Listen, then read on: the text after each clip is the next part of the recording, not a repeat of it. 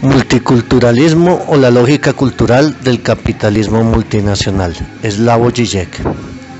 Quienes todavía recuerdan los viejos tiempos del realismo socialista son conscientes del papel clave que desempeñó la noción de lo típico, entre comillas.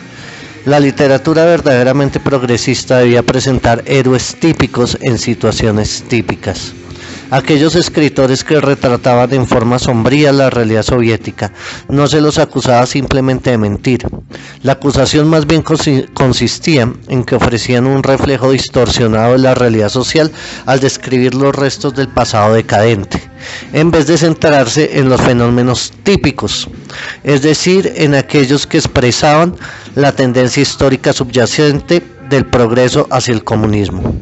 Aunque esta noción pueda sonar ridícula, su pizca de verdad reside en el hecho en que toda noción ideológica universal siempre está hegemonizada por algún contenido particular que tiñe esa universalidad y explica su eficacia. ¿Por qué la madre soltera es típica?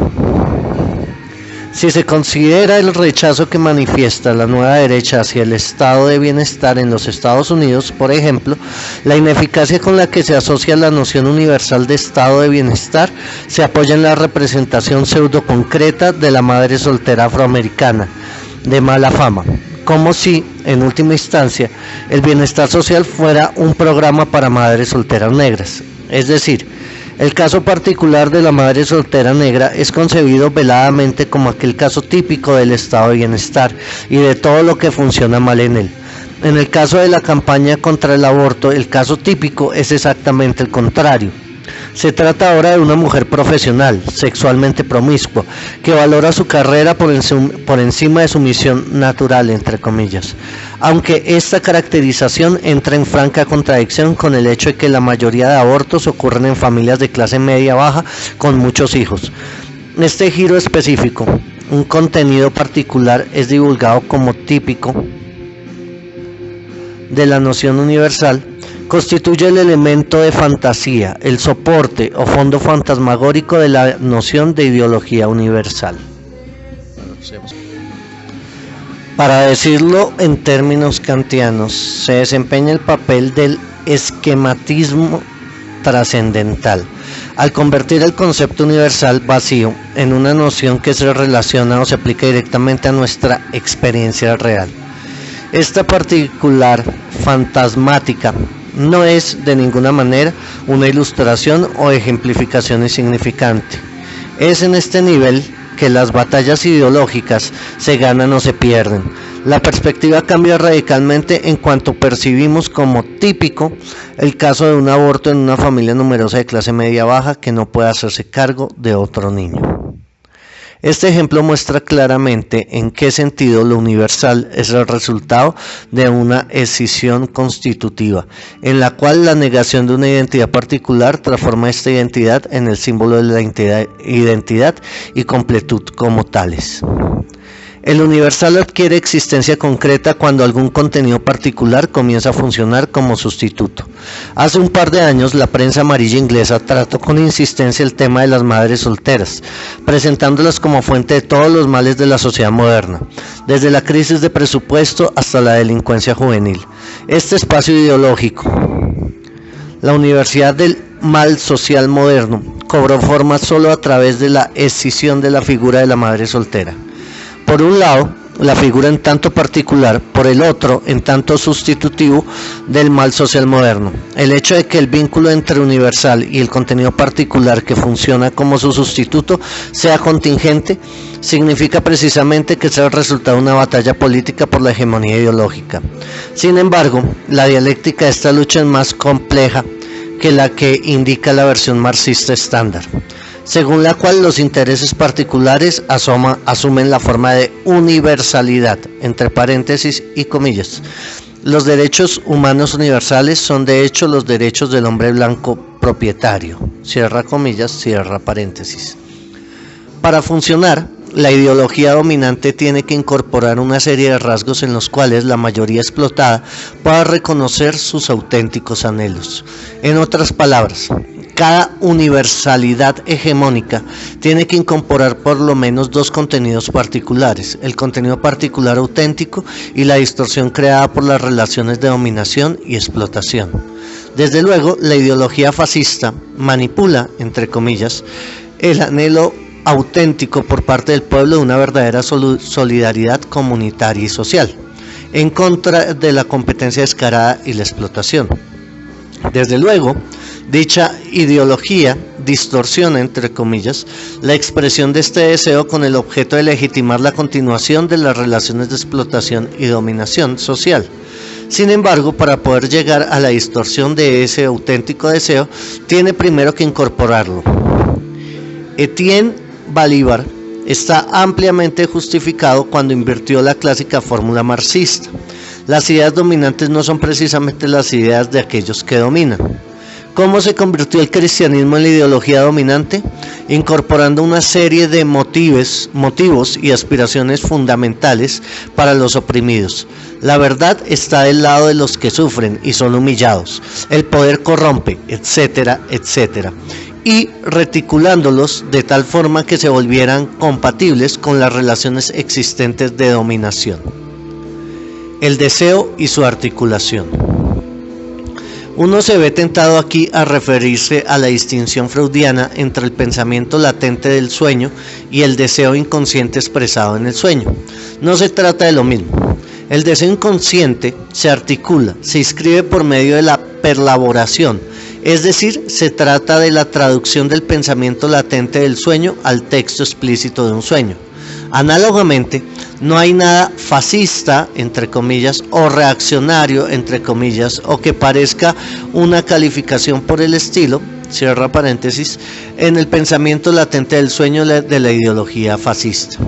Es decir, el anhelo de una auténtica solidaridad comunitaria y social, cierra paréntesis, punto y coma. Lo que da cuenta del carácter propiamente fascista de esta ideología es la forma en que el trabajo ideológico del sueño, entre comillas, elabora y transforma dicho pensamiento latente entre comillas, convirtiéndolo en el texto ideológico explícito que continúa legitimando las relaciones sociales de explotación y de dominación. ¿Acaso no es lo mismo que ocurre hoy con el populismo de derecha? Los críticos liberales no son demasiado ligeros al desestimar los valores a los que apela el populismo, tildándolos de inherentemente fundamentalistas o protofascistas, eso entre comillas. Por lo tanto, la no ideología, lo que Frederick Jameson llama el momento utópico, presente aún en la ideología más atroz, resulta absolutamente indispensable en cierto sentido. En cierto sentido, la ideología no es sino el modo de aparición, la distorsión o el desplazamiento formal de la no ideología.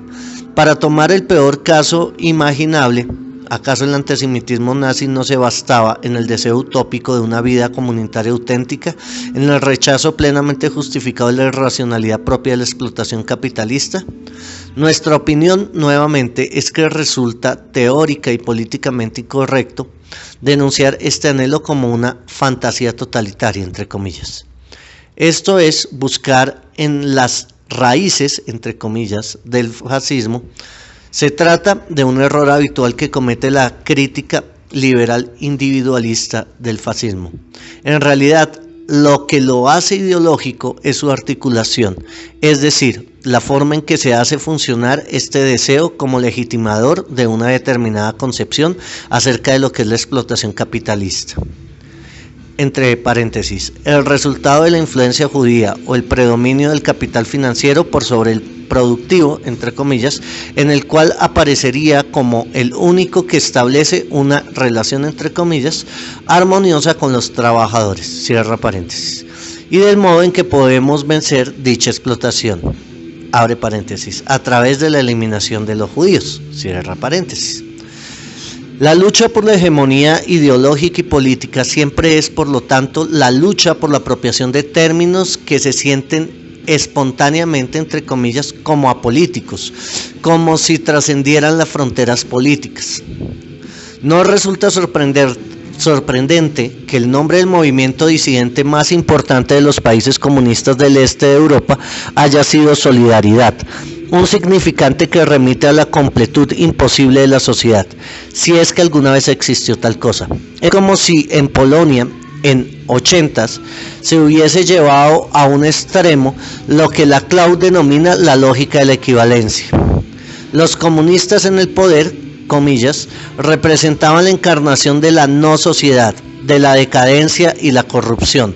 Todos mágicamente se unieron contra ellos, incluso los comunistas honestos, entre comillas, desilusionados. Los nacionalistas conservadores acusaban a los comunistas de traicionar los intereses polacos a favor del amo soviético. Los individuos que hacían negocio veían en ellos un obstáculo para la actividad capitalista desenfrenada. Para la Iglesia Católica los comunistas eran ateístas amorales. Para los campesinos representaban la fuerza de la violencia, de la violenta modernización que acababa con la vida rural. Para los artistas y los intelectuales el comunismo era sinónimo de censura opresiva y estúpida. Los trabajadores se veían no solo explotados por la burocracia del partido, sino además humillados por el argumento de que esto se hacía en representación de ellos. Por último, los izquierdistas desilusionados percibían el régimen como una tradición al verdadero socialismo, entre comillas. La imposible alianza política entre todas estas posiciones divergentes y potencialmente antagónicas solo fue posible bajo la bandera de un significante que se sitúa, y así lo hizo, en el borde que separa la política de la prepolítica. Solidaridad, entre comillas, fue la opción perfecta. Funciona políticamente ya que designa la unidad simple, entre comillas, y fundamental, entre comillas, de los seres humanos, que debería reunirlos más allá de las diferencias políticas. Los instintos básicos conservadores. ¿Qué nos dice todo esto de la recién victoria electoral de los laboristas en Gran Bretaña? No solo que, en una operación hegemónica modelo, se reapropiaron de nociones apolíticas como decencia, entre comillas, sino que apuntaron con éxito a la obscenidad propia de la ideología Tory. En las declaraciones explícitas de corte ideológico por parte de los tories, siempre subyacta un doble discurso, un mensaje entre líneas obsceno, no reconocido públicamente. Cuando, por ejemplo, lanzaron su infausta campaña de retornos a las fuentes, back to basics, retornos a las fuentes entre comillas, la obscenidad fue expuesta claramente por Norman Tebbit, entre comillas, jamás tímido para mostrar los trapos sucios del inconsciente conservador. Muchos votantes tradicionalmente laboristas han comprendido que comparten nuestros valores, que el hombre no es solo un animal social, sino también territorial, que debe ser parte de nuestra agenda satisfacer esos instintos básicos de tribalismo y territorialidad. Aquí se ve finalmente que se trataba ¿de qué se trataba el retorno a las fuentes, entre comillas? De la reafirmación de bajos instintos, entre comillas, egoístas, tribales, bárbaros, que acechan tras el rostro de la sociedad burguesa civilizada. Todos recordamos la, entre paréntesis, merecidamente, famosa escena de la película Bajos Instintos de Paul Verhoeven, 1992, en la cual, en el curso de la investigación policial, Sharon Stone descruza las piernas por un instante y revela a los policías fascinados una visión fugaz de su vello púbico.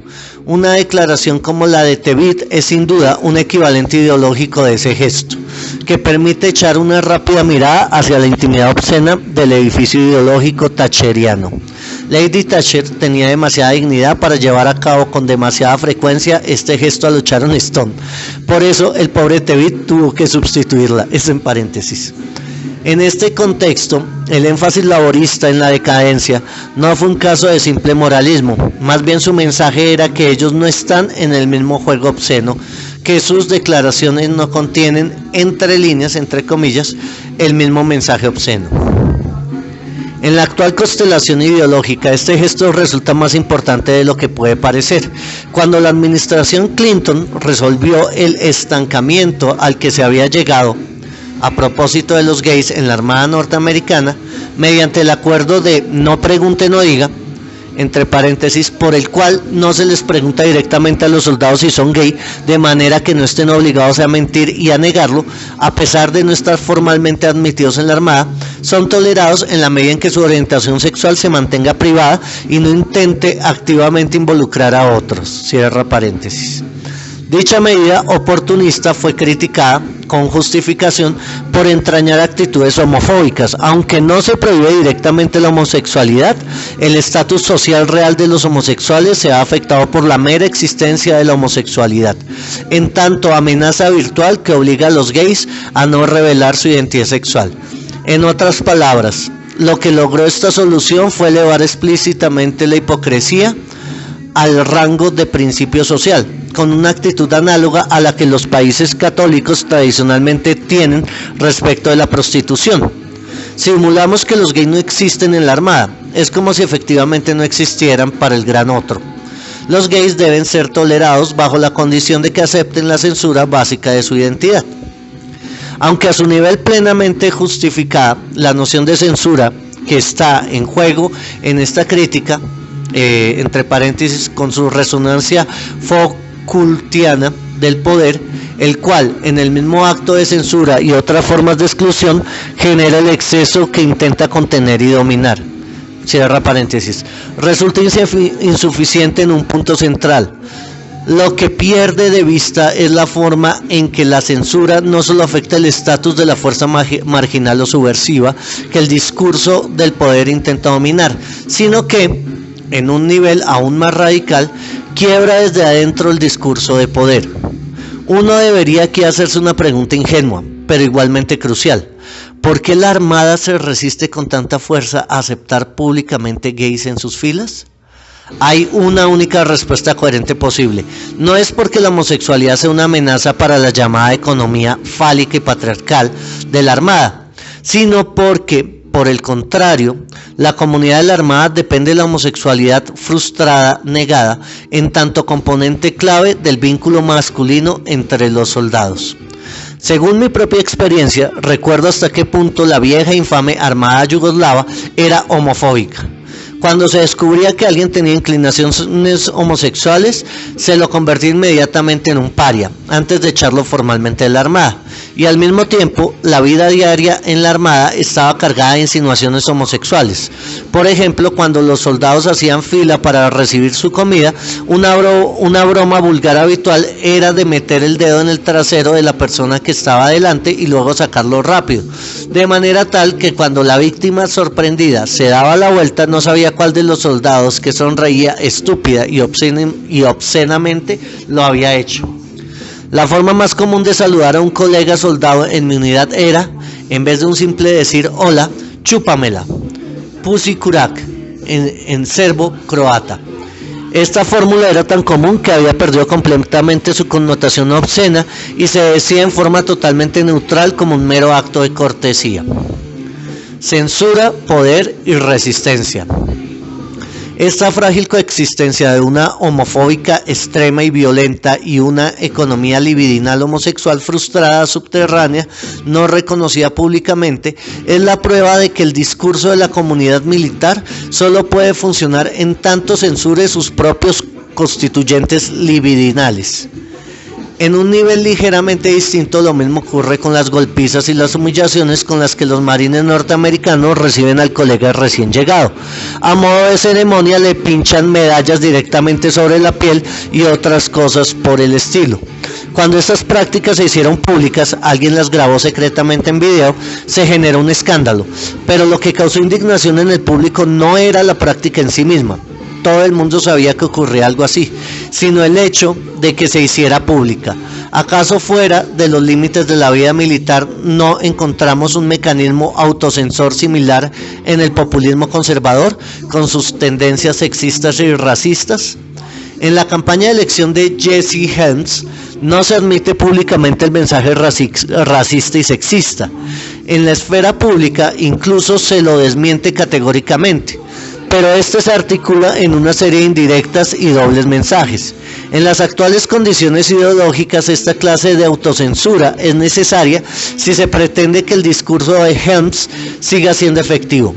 En el caso de que se explicara directamente en forma pública el sesgo racista, este lo tornaría inaceptable para el discurso político hegemónico. Por otra parte, si abandonara ese mensaje racista en código autocensurado, peligraría el apoyo del electorado al que se dirige. El discurso populista conservador constituye entonces un buen ejemplo del discurso de poder cuya eficacia depende del mecanismo de autocensura, es decir, descansa en un mecanismo que es efectivo en la medida en que se mantenga censurado. Se podría incluso decir que, contrariamente a la imagen presente en la crítica cultural de un discurso o una práctica radicalmente subversivos, censurados entre comillas, por el poder, hoy más que nunca el mecanismo de censura interviene fundamentalmente para aumentar la eficacia del discurso del poder mismo. Aquí se debe evitar la tentación de caer en la antigua idea de izquierdista de que es mejor enfrentar un enemigo que admite públicamente sus tendencias racistas, homofóbicas, etc., que la actitud hipócrita de quien denuncia públicamente aquello que avala en secreto, cierra comillas. Esta idea lamentablemente subestima lo que significa política e ideológicamente mantener las apariencias. La apariencia nunca es, entre comillas, meramente la apariencia. Está afectada profundamente la posición sociosimbólica real de aquellos a los que concierne. Si las actitudes racistas se hicieran aceptables en el discurso político e ideológico dominante, se inclinaría radicalmente la balanza de la hegemonía ideológica toda. Esto es lo que probablemente Alain Bourdieu tenía en mente cuando con ironía consideró a su trabajo como una búsqueda del buen terror, entre comillas. Hoy, frente a la emergencia de un nuevo racismo y un nuevo sexismo, la estrategia pasa por hacer impronunciables semejantes enunciados, de manera que el que crea en ellos automáticamente esté descalificándose a sí mismo, como ocurre en nuestro universo con aquellos que aprueban el fascismo. Uno puede ser consciente, por ejemplo, del modo en que el fascismo transforma las auténticas aspiraciones a una comunidad, pero decididamente no debe debatir cuánta gente realmente murió en Auschwitz, o los aspectos buenos de la esclavitud, o la necesidad de recortar los derechos colectivos de los trabajadores y cosas por el estilo. La posición en este punto debe ser desvergonzadamente dogmática y terrorista. Estas cuestiones no son objeto de una discusión abierta, irracional y democrática. Es posible poner esta discusión constitutiva y la autocensura en el mecanismo de poder, al motivo Foucaultiano de la interconexión entre poder y resistencia. El punto que queremos señalar no solo es que la resistencia es inmanente al poder, que poder y contrapoder se generan mutuamente. Eso es importante. Que el poder mismo genera el exceso de resistencia que finalmente no podrá dominar. Tampoco es que, en el caso de la sexualidad, la represión, entre comillas, disciplinaria de la carga libidinal erotiza el gesto mismo de la represión, como el neurótico obsesivo que obtiene satisfacción libidinal de los rituales compulsivos destinados a mantener a raya a la jouissance, goce traumática, cierra paréntesis. Este último punto debe radicalizarse aún más. El edificio mismo del poder se escinde desde dentro, es decir, para reproducirse a sí mismo y contener su otro depende de un exceso inherente que lo constituye. Para decirlo en términos hegelianos de identidad especular, el poder es siempre ya su propia transgresión. Si efectivamente funciona, tiene que contar con un agregado obsceno. El gesto de autocensura es consustancial al ejercicio del poder. Por lo tanto, no es suficiente decir que la represión, entre comillas, de un contenido libidinal erotiza retroactivamente el mismo gesto de la represión, entre comillas. Esta erotización, entre comillas, del poder no es un efecto secundario del ejercicio sobre su objeto, sino que conforma sus propios cimientos, su delito constitutivo, el gesto fundante que debe de permanecer invisible si el poder pretende funcionar normalmente. Lo que hallamos, por ejemplo, en el tipo de instrucción militar que aparece en la primera parte de la película de Kubrick sobre Vietnam, Full Metal Jacket. No es una erotización secundaria del procedimiento disciplinario que crea sujetos militares, sino que es la obscenidad constitutiva de este procedimiento lo que torna eficaz. La lógica del capital. La lógica del capital.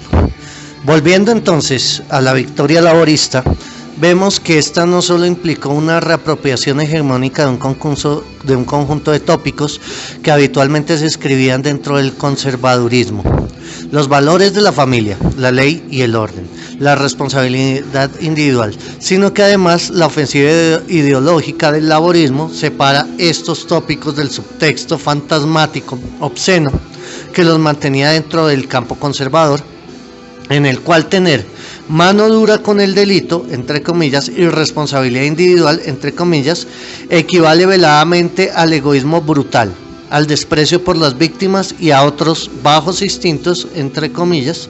No obstante, el problema es que la estrategia del nuevo laborismo también contenía su propio mensaje entre líneas, entre comillas. Aceptamos totalmente la lógica del capital. Con eso no nos vamos a meter. Hoy la crisis financiera constituye un estado de cosas permanente que legitima los pedidos de recorte del gasto social, de la asistencia médica, del apoyo a la investigación cultural y científica. En pocas palabras, se trata del desmantelamiento del estado de bienestar. ¿Pero acaso esta crisis permanente es un rasgo objetivo de nuestra vida socioeconómica?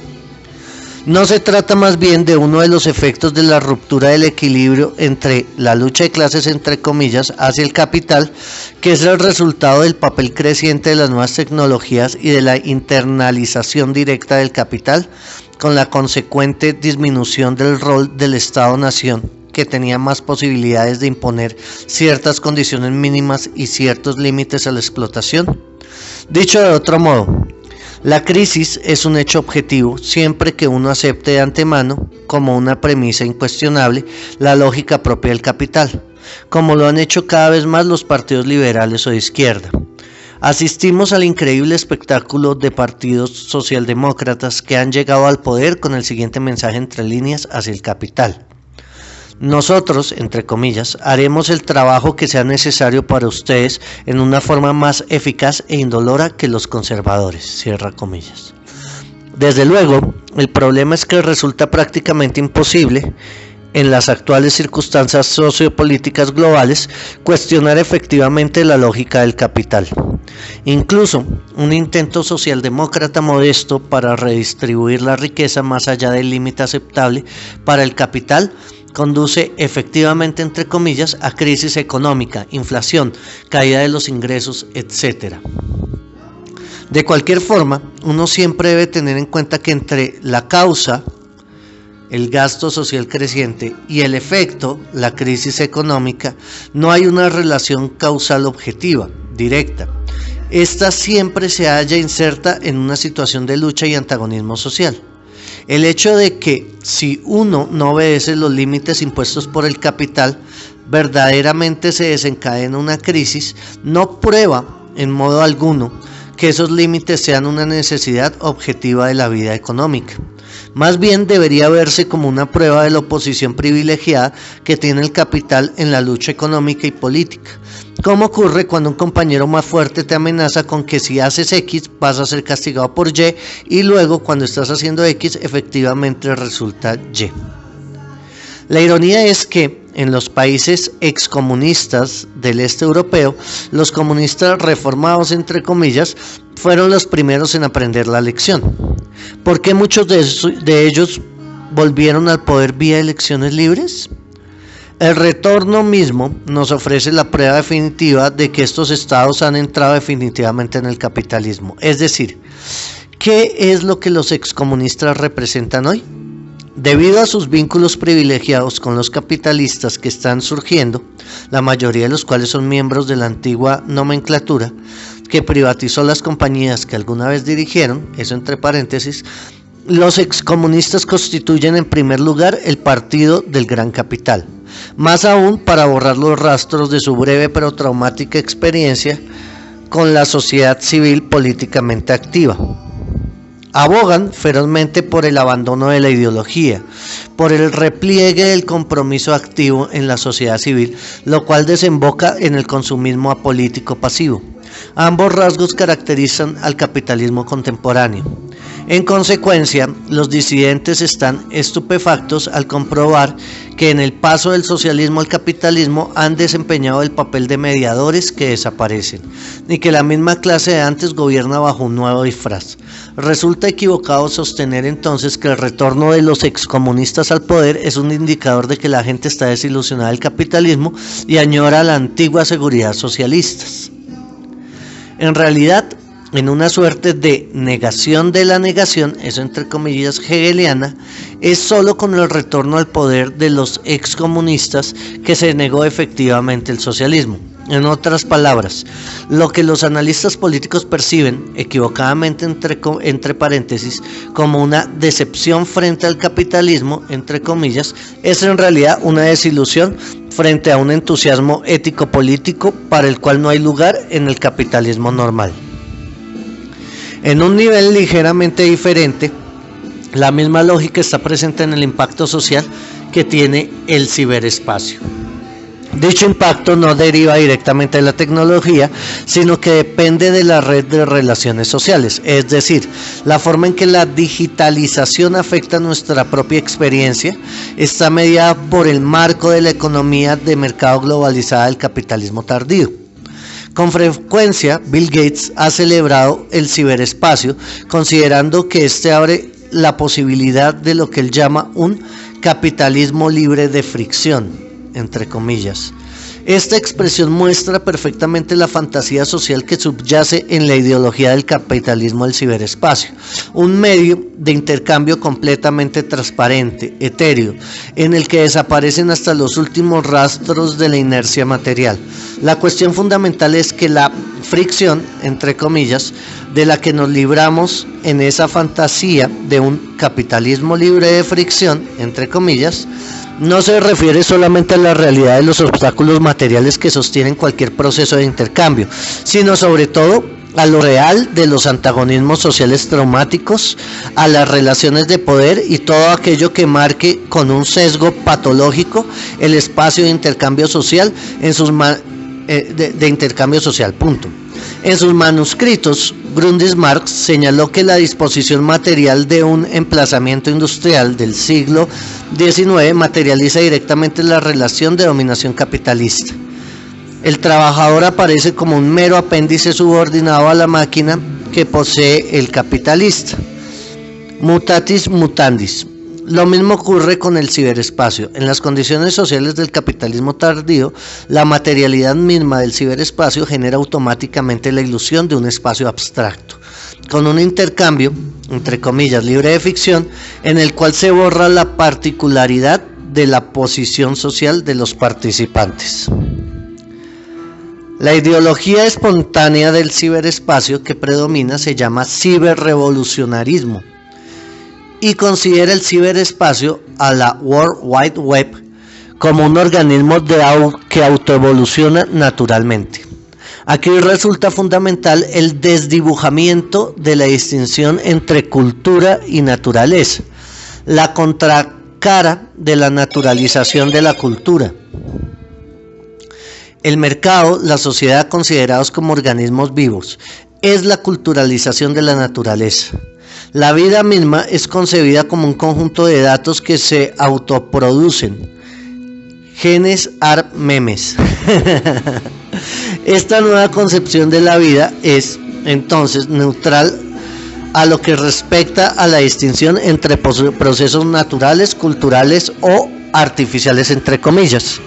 Así la Tierra como Gaia y el mercado global aparecen como gigantescos sistemas vivientes autorregulados, cuya estructura básica se define en términos de procesos de codificación y codificación, de transmisión de la información.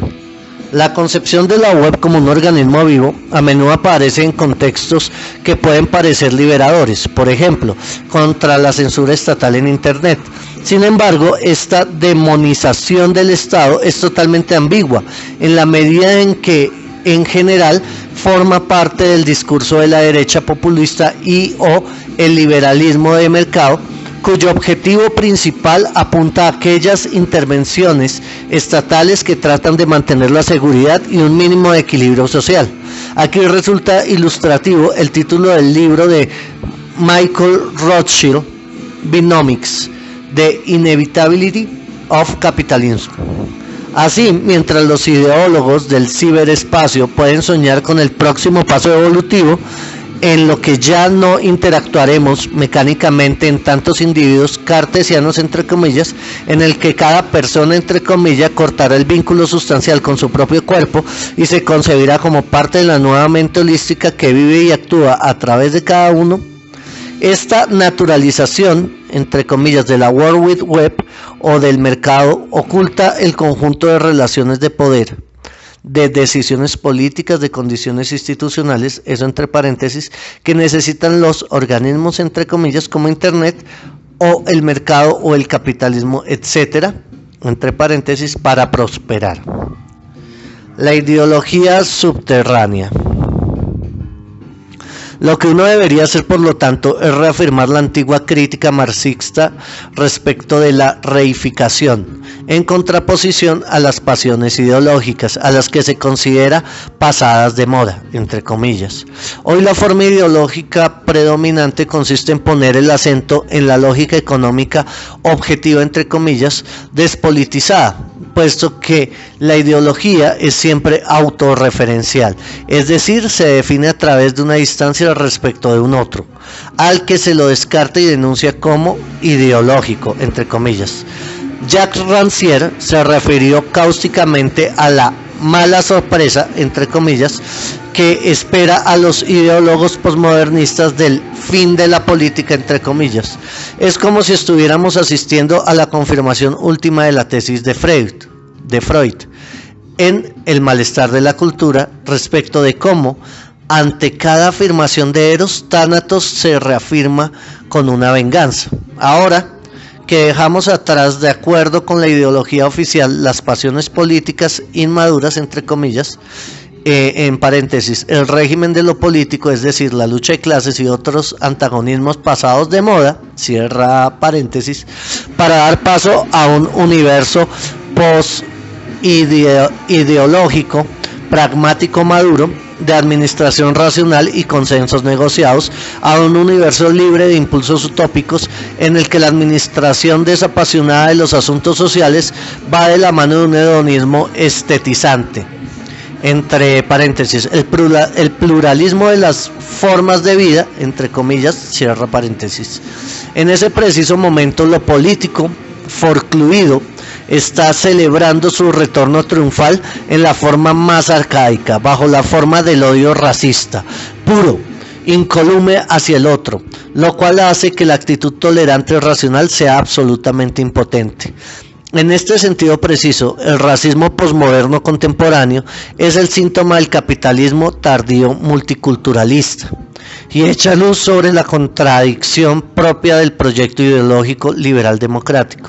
La tolerancia, entre comillas, liberal, excusa al otro folclórico, privado de su sustancia, entre paréntesis, como la multiplicidad de comidas étnicas, entre comillas, en una megápolis contemporánea, cierra paréntesis. Pero denunciar a cualquier otro real, entre comillas, por su fundamentalismo, entre comillas, dado que el núcleo de la otredad está en la regulación de su goce, el otro real, entre comillas, es por definición patriarcal, violento. Jamás es el otro de la sabiduría etérea y las costumbres encantadoras. Uno se ve tentado aquí a reactualizar la vieja noción marcusiana de tolerancia represiva, considerándola ahora como la tolerancia del otro en su forma aséptica, benigna, lo que forcluye la dimensión de lo real del goce del otro. La misma referencia al goce nos permite echar una nueva luz sobre los horrores de la guerra en Bosnia, tal como se refleja en un film underground de Emir Kusturica. El significado político de este film no radica principalmente en su tendenciosidad abierta, en la forma como toma partido en el conflicto post-yugoslavo, los heroicos serbios contra croatas y los eslovenios traidores pronazis, sino más bien en la actitud estética despolitizada, entre comillas, es decir, en sus conversaciones con los periodistas de Kabir du Cinema.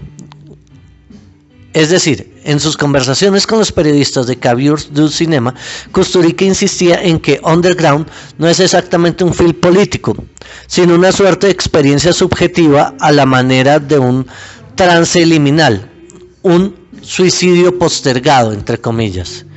El director puso, sin ser consciente de ello, sus verdaderas cartas políticas sobre la mesa al señalar que Underground expone el trasfondo fantasmático, apolítico, entre comillas, que está en la base de las crueldades de la guerra post-yugoslava y de su limpieza étnica. ¿Cómo? El cliché más común a propósito de los Balcanes es que su gente está atrapada en la vorágine fantasmática del mito histórico. Kusturica mismo apoya esta visión. Entre comillas, en esta región la guerra es un fenómeno natural.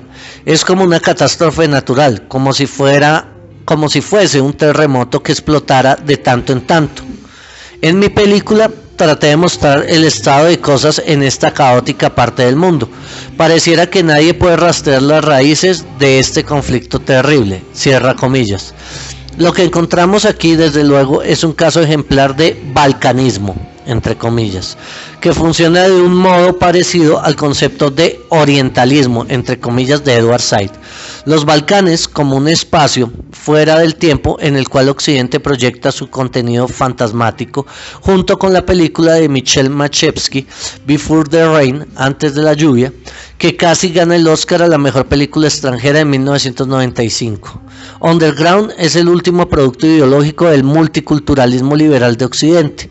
Lo que ambos films ofrecen a la mirada del espectador occidental liberal es precisamente lo que éste quiere ver en la guerra balcánica, el espectáculo de un ciclo de pasiones míticas, incomprensibles, atemporales, que contrastan con la vida decadente y anémica de Occidente. El flanco débil de la mirada multiculturalista universal no está en su incapacidad para arrojar el agua sucia sin arrojar el bebé. Resulta totalmente erróneo afirmar que cuando uno arroja el agua sucia del nacionalismo, el exceso, entre comillas, de fanatismo, debe ser cuidadoso de no perder el bebé de la identidad nacional sana, entre comillas, de manera tal que se podría trazar una línea divisoria entre el grado justo de nacionalismo, entre comillas, sano, que garantiza la dosis mínima necesaria de identidad nacional, y el nacionalismo excesivo, entre comillas. Semejante distinción tan propia del sentido común reproduce el razonamiento nacionalista que intenta librarse del exceso impuro, entre comillas. Uno se ve tentado en consecuencia a proponer una analogía con el tratamiento psicoanalítico, cuyo propósito tampoco es sacarse de encima el agua sucia. Los síntomas, los tics patológicos, entre paréntesis, para conservar el bebé, entre paréntesis, el centro del yo saludable, sino más bien arrojar al bebé, suspender el yo del paciente, para confrontar al paciente con su propia agua sucia, con los síntomas y las fantasías que estructuran su goce. En la cuestión de la identidad nacional, uno también debería intentar arrojar al bebé la pureza espiritual de la identidad nacional, entre paréntesis, para hacer visible el soporte fantasmático que estructura la Yusan en la cosa nacional. Y el mérito de Underground es que, sin ser consciente de ello, toma visible esta agua sucia. La máquina del tiempo. Underground trae a la luz el trasfondo subterráneo obsceno del discurso público oficial, representado en la película por el régimen comunista de Tito. Debe tenerse en cuenta que el subterráneo, entre comillas, al que alude el título del film, no se refiere solamente al suicidio postergado, entre comillas, a la eterna orgía de beber, cantar y copular que ocurre fuera del espacio público y en una temporalidad suspendida. Hace referencia también al taller subterráneo, entre comillas, en el que los trabajadores esclavizados, aislados del resto del mundo, entre paréntesis, lo que nos lleva a pensar que todavía está transcurriendo lo que los lleva a pensar que todavía está transcurriendo la Segunda Guerra Mundial, entre paréntesis, trabajan día y noche produciendo armas que son vendidas por Marco, el héroe del film, dueño de ellos y gran manipulador, el único que media entre el mundo público y el subterráneo, entre comillas. Kusturica utiliza aquí el motivo del antiguo cuento de hadas europeo, en el que durante la noche, mientras la gente está dormida, enanos diligentes, generalmente controlados por un mago malo, entre paréntesis, salen de sus escondites y terminan el trabajo. Ordenan la casa, cocinan la comida, eso entre paréntesis. De manera que por la mañana, cuando la gente se despierta, encuentra el trabajo hecho mágicamente. El underground de Kusturica es la última encarnación de este motivo, al que se refieren desde El Oro del Rin de Richard Wagner, los nivelungos que trabajan en cuevas subterráneas conducidos por su amo cruel, el enano Alberico, hasta Metrópolis de Fritz Lang, en el que trabajadores industriales esclavizados viven y trabajan debajo de la superficie de la tierra produciendo riqueza para los capitalistas que gobiernan. Este esquema de esclavos subterráneos, entre comillas, dominados por un amo malvado, se recorta sobre un fondo que muestra la oposición entre las dos figuras del amo. Por un lado, la autoridad simbólica pública visible, entre comillas, por el otro, la aparición espectral invisible, entre comillas. Cuando el sujeto está dotado de la autoridad simbólica, actúa como un apéndice de su título simbólico, es decir, es el gran otro, entre comillas. La institución simbólica que actúa a través de él basta con pensar en un juez que puede ser una persona miserable y corrupta, pero que en el momento en que se pone su traje y su insignia, sus palabras son las de la ley. Por otra parte, el amo invisible, entre comillas, un buen ejemplo es la figura antisemita del judío, entre comillas, quien, invisible a los ojos de la gente, maneja los hilos de la vida social, eso entre paréntesis. Es una especie de extraño doble de la autoridad pública. Tiene que actuar en la sombra, invisible a los ojos de la gente, irradiando una omnipresencia espectral como la de un fantasina. El marco de underground debe situarse en ese linaje del mago malvado que controla un imperio invisible de trabajadores esclavizados como amo simbólico público. Es una suerte de extraño doble de Tito.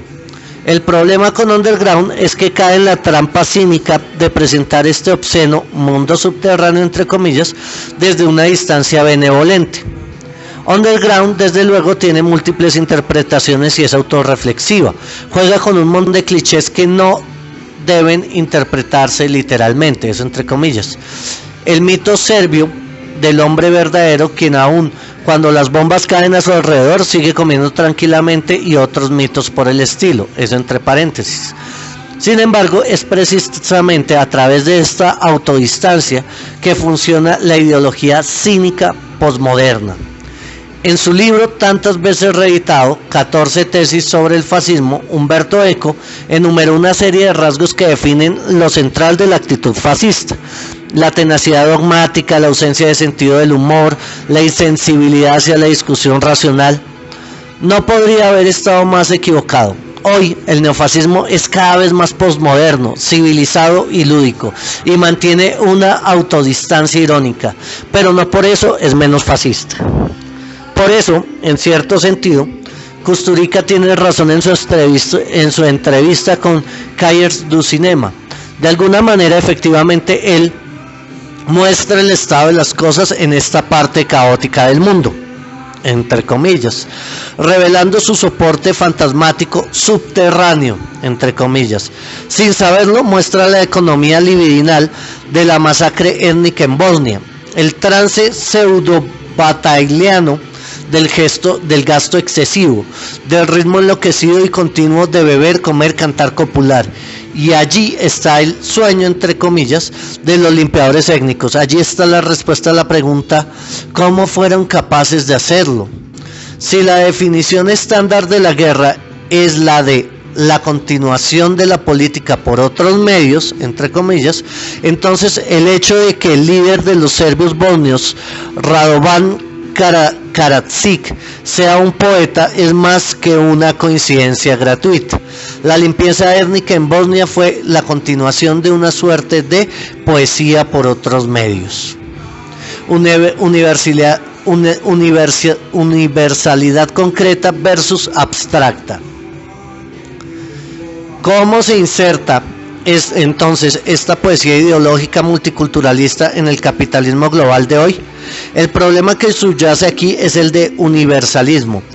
Etienne Balibar distinguió tres niveles de universalidad en las sociedades actuales: la universalidad real del proceso de globalización con el proceso complementario de exclusiones internas, al punto que el destino de cada uno de nosotros depende de la intrincada red de relaciones de mercado globales, entre paréntesis; la universalidad de la ficción que regula la hegemonía ideológica, el Estado o la Iglesia en tanto comunidades imaginadas universales que permiten al sujeto adquirir una distancia respecto a su inmersión en el grupo social inmediato, la clase, la profesión, el sexo, la religión, y postularse como un sujeto libre, eso entre paréntesis. Y por último, la universalidad de un ideal. Tal es el caso del pedido revolucionario de Égalité, igualdad, libertad, el cual se mantiene como un exceso incondicional que desencadena una insurrección permanente contra el orden existente, por lo que no puede aburguesarse, incluso dentro del orden existente.